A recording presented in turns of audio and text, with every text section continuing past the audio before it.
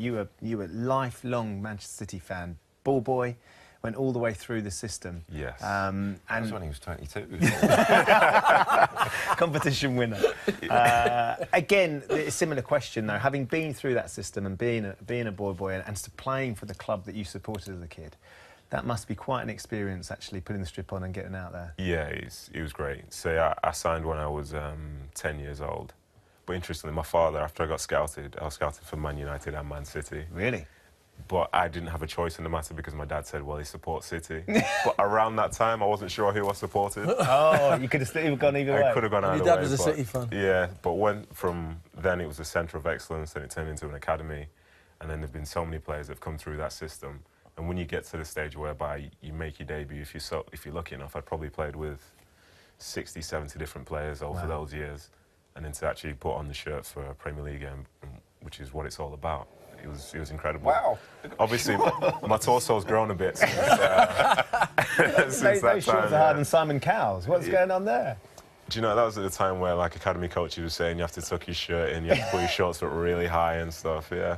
And Dunny, Playing with do you him remind now? Dunny of it? Dunny knows about me as a kid. It's not too impressive, to be honest. But I've got to say, when I first broke into the side, I think I was really fortunate in having the players that I did around me, because Richard Dunn I was playing right back, Richard Dunn was right centre-back, Sylvain Distin was left centre-back, and I had Sean Wright-Phillips ahead of me, and it was just so easy for me to play in that side, and, you know, for them, I was going to be eternally grateful. And Kevin Keegan gave you your debut, stood there, just saw him, and he put you at right back because he wanted to improve your passing? Yeah, that's right, yeah.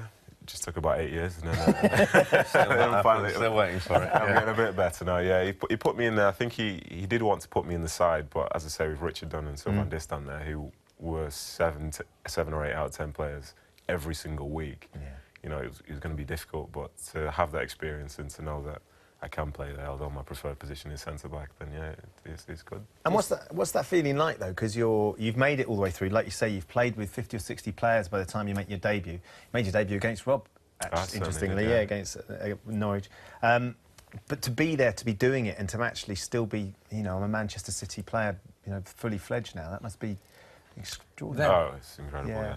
Sorry, what were you going to say? No, I said it was then. You said now. Yeah. Don't rub it in. Yeah, obviously, you get to a stage. I think I had every experience. I came through the academy, so there was that's a nice tash as well. That's a Cammy tash. I wonder what time of year that was. Oh. But yeah, you go through the system and you have all the highs of playing for the team. You score your first goal. You're there when the team's doing well. But then the reality of football kicks in, and then before you know it, you surplus the requirements. But Now this. You scored some goals, though. Yeah. This is a great setup. See, well. this is normal. What's the keeper doing here? He's just going to let that go past him. I was too shocked by him being so high up the pitch. That's Felipe Caicedo there that just held the keeper off. That's what Cammy was saying. You'll get a little assist Little block for that. off there. Little diving header there. Tevez tried to take that one off, mate. Thank you for that, Carlos. But yeah, those are good times, to be honest. Very good times. Yeah, I can imagine. You went on loan as well. This is the thing that Rob was saying you didn't know. You had a brief period on loan at Sunderland as well, when you scored this mystic goal. Which one? This goal is an absolute worldie. Which one? Just Whoops, snake hips.